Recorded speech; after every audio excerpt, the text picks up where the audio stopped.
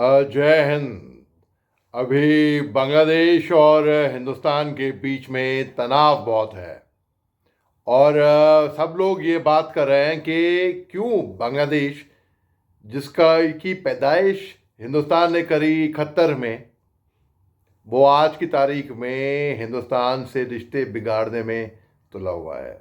कुछ अंदर बातें हैं, जैसे कि पिछले महीने वहाँ के इस्कॉन के प्रीस्ट थे चिन्मय कृष्णदास साहब, उनको सेडिशन के चार्जेस पे अरेस्ट किया था। उसको हम इलीगल अरेस्ट मानते हैं।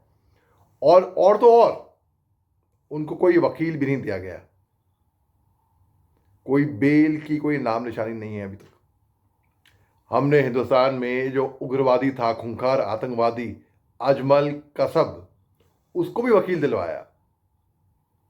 जो निर्भया कांड हुआ था, the brave daughter of India, उसके लिए भी हमने, उसके जो अपराधी थे उसको भी हमने, हिंदुस्तान ने वकील दिलाया।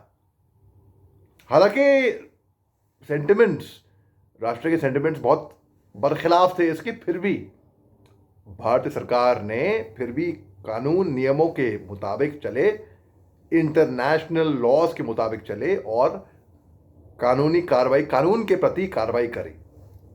बांग्लादेश में ऐसा नहीं हो रहा है।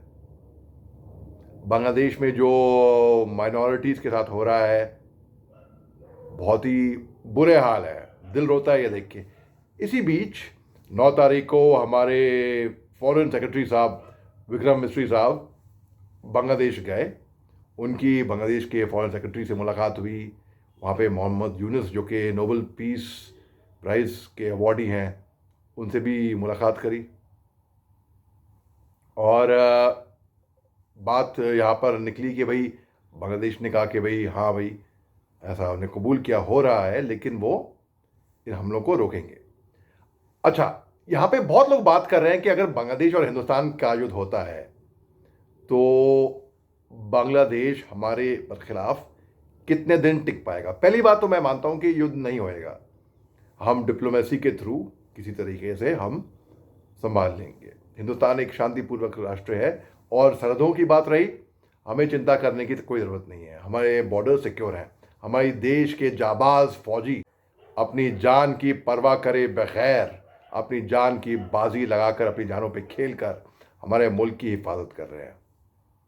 तो अब बात करते हैं कि अगर ऐसी स्थिति आई कि कभी युद्ध होता है हिंदुस्तान और बांग्लादेश का, तो मेरे ख्याल से एक दिन भी नहीं टिक पाएगा बांग्लादेश, क्योंकि बांग्लादेश अब तक हिंदुस्तान के ऊपर निर्भर था बहुत सी चीज़ों के लिए, उनकी ट्रेड के लिए, इकॉनमी के लिए।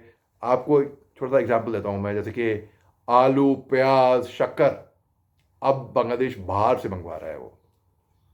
वो ट्राई कर रहा है कि भाई कि चीन से या पाकिस्तान से या तुर्की से या वेस्ट से, कहीं से, अन्य देशों से। अच्छा, इंटरनेशनल कम्युनिटी क्यों चुप है बांग्लादेश में जो जुल्म हो रहे हैं? मेरा ऐसा मानना है कि जो हिंदू हैं वो मेजॉरिटी हिंदुस्तान में है, नेपाल में है, कुछ चंद एक देशों में है। उनको लग रहा है कि उनको कोई कंसर्न नहीं है, लेकिन है, होना चाहिए। अगर नहीं है तो ये इंसानियत की बात है, हर एक को होना चाहिए ऐसे कंसर्न। और बांग्लादेश में जो माइनॉरिटीज़ के खिलाफ हो रहा है उसकी सख्त के सख्त निंदा करनी चाहिए पूरी अंतर्राष्ट्रीय कम्युनिटी को। अब बांग्लादेश अगर युद्ध करता है हिंदुस्तान से, फिर से वही सवाल आ गया, क्या चीन और पाकिस्तान उसकी मदद करेंगे? जी हाँ, वो उसकी मदद करेंगे।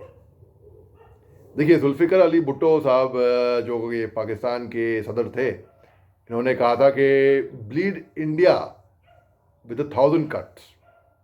मैं बड़े अदब एहतराम से, फिर भी उनको क्या कहा मैंने? जुल्फ़िकर अली भुट्टो साहब, उन्होंने कहा ब्लीड इंडिया विद 1000 कट्स, क्योंकि हमारी परवरिश हिंदुस्तानियों की अलग है भैया। हम बड़े रिफाइंड कल्चर्ड लोग हैं।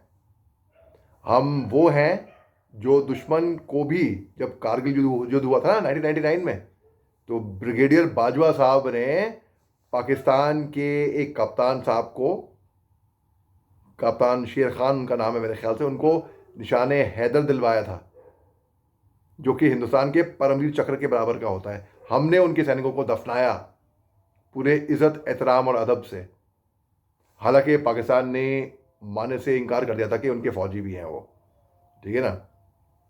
अब चीन और पाकिस्तान ज़रूर बांग्लादेश की मदद करेंगे, क्योंकि जुल्फ़िकर अली भुट्टो ने कहा था कि ब्लीड इंडिया विद 1000 कट्स, यानी कि जैसे कि जम्मू कश्मीर में जो उग्रवाद जो पाकिस्तान से आता है ना, ये इन्हीं की देन है भैया।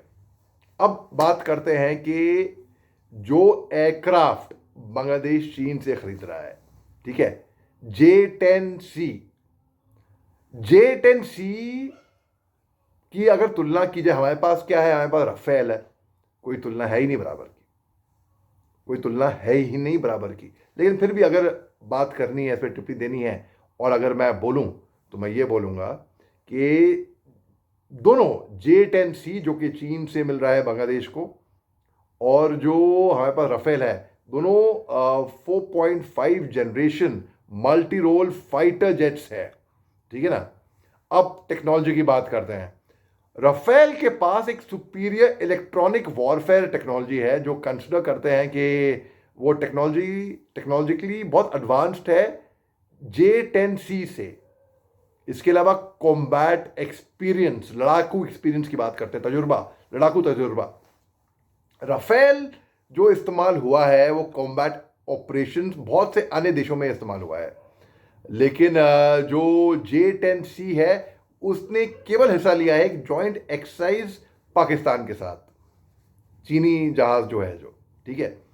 अब जो थ्रस्ट वेट रेशियो है, जो रफेल जहाज है उसका better thrust to weight ratio है J-10C से के मुकाबले, यानी कि उसकी जो एजिलिटी है और एनर्जी है, उसकी जो ताकत है, जो दमखम है, वो ज़्यादा है। अब रेंज की बात करते हैं। जो रफेल का रेंज है वो 3700 किलोमीटर है, और अगर J-10C की रेंज की बात की जाए तो वो है 1850 किलोमीटर। अब मिसाइल्स की बात करते हैं। जो Rafale short range MICA-IR missile है, जो कंसिडर करते हैं कि जनरेशन आगे है, वो सदियों आगे है J-10C से, PL-89 मिसाइल्स यानी कि। तो और जो J-10C है वो फाइटर जहाज है जो इक्विप है AESA fire control radar, WS-10B engine और PL-15 air to air missile से।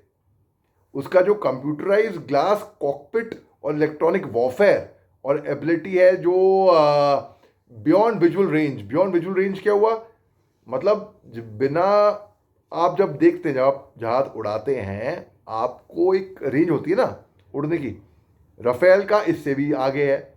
यानी कि पेलोड कैपेसिटी हुई, ताकत हुई, दमखम हुई, मिसाइल लोड करने का तरीका हुआ, रफेल बहुत आगे है, ठीक है ना।